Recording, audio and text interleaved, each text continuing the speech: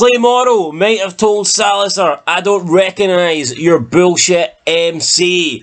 But what if Alvarez recognised it? What if Alvarez patched over the Calaveras and they became Mayans Lodi? Welcome back, guys, to Fog Entertainment. We've got another theory video here today from Sons of Anarchy Season 3. So we know that Season 3 pretty much is the Ireland/Northern Ireland episode. That is what everyone talks about. But a lot of stuff went down before they even left America to go and try and rescue Abel. And one of those things is the deal with the Mayans. So the Mayans are trying to get their drugs across Lodi. They're letting the CALAVERAS do it, but we know the Sons intercept that. The Sons get the drugs, the Sons get the heroin, and this causes Alvarez to have a little bit of a meltdown. And at this point, Alvarez realises that the CALAVERAS aren't the club that he needs. They aren't the MC that he needs. He needs someone that he can rely on, someone that can get the heroin from point A to point B. The Sons offer Alvarez a solution that their brothers, the Grim Bastards, they will be the ones to transport the heroin, and then they strike up a deal which pretty much leaves Salazar getting kicked out the club, a member gets put down, and we get a leadership change. But from this point onwards, the Calaveras weren't really relevant. They didn't really feature. They'd taken a big blow here, and they kind of just fade it in to the background. However, what would have happened if Alvarez did indeed patch them over into the Mayans and the Calaveras became Mayans Lodi? They became a charter in Lodi. Well, let's talk about it. First of all, the Mayans would have got stronger.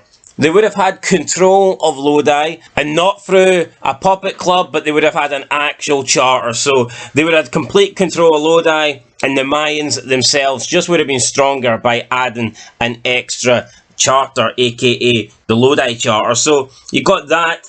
The Grim Bastards would have lost out on a lot of money. They would have lost out on an opportunity to assist and get in this deal. They would not have been running the drugs. They would not have been getting the heroin from point A to point B. So therefore, they're losing out on the work. They're losing out on the money.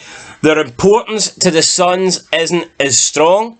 And therefore, maybe the relationship that they have isn't as good, and that might lead to Tio in the end not getting patched in, because the Sons wouldn't have been relying on the Grim Bastards as much, because they wouldn't have been basically the glue holding the Mayans and the Sons together. So if Mayans MC Lodi gets put in charge, this affects the Grim Bastards big time, and therefore the Grim Bastards just aren't as relevant, and they just don't have as much value for the SOA, because they wouldn't be running this heroin, they wouldn't be doing this deal that's connecting the Sons and the Mayans. So this would have been a big blow for the Grim Bastards, and I think it would have affected the relationship between the Grims and the Sons, and like I said, possibly even affected Tio, and he might not have got patched over in the very end. But I think the main thing and the most important reason why this deal was good, because it brought peace between the Mayans and the Sons. This was the deal that pretty much got each other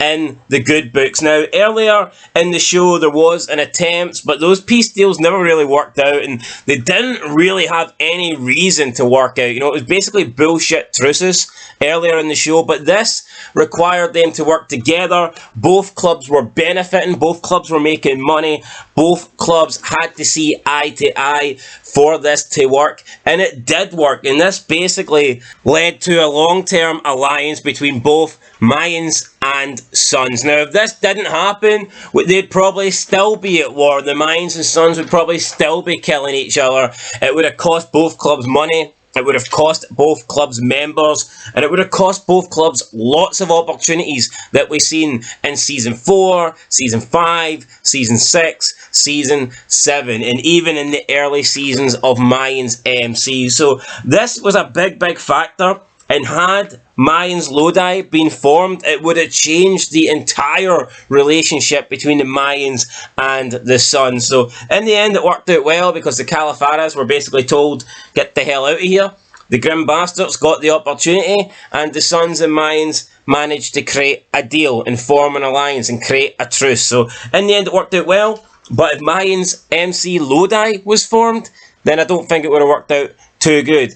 even for the Mayans, because although they would have had an extra charter, they would have still been going through enemy territory, they would have still been having to get the heroin past the Grim Bastards, get the heroin past SOA, and it just wouldn't have worked well for the Mayans. Every run would have been getting interrupted, every run would have been at huge risk, but when they formed an alliance, it basically meant that their drug running was smooth sailing. So there you go, guys.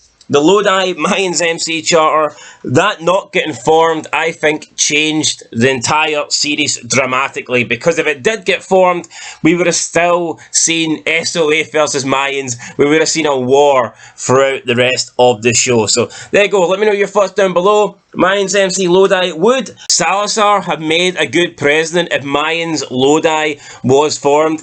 I kind of think he would have. I think he had a lot of good traits that would have suited being president of a patched charter. The only problem is he was a little bit of a hothead, so that might have went against him. In the end, would Lodi Mayans have been a disaster? Was Salazar in charge? Possibly. It might not have worked out, but guess what? We'll never know, because it did not happen. That's it, guys. Subscribe, like, comment for more Sun/Mayans content, and I'll catch you in the next one. But until then, peace.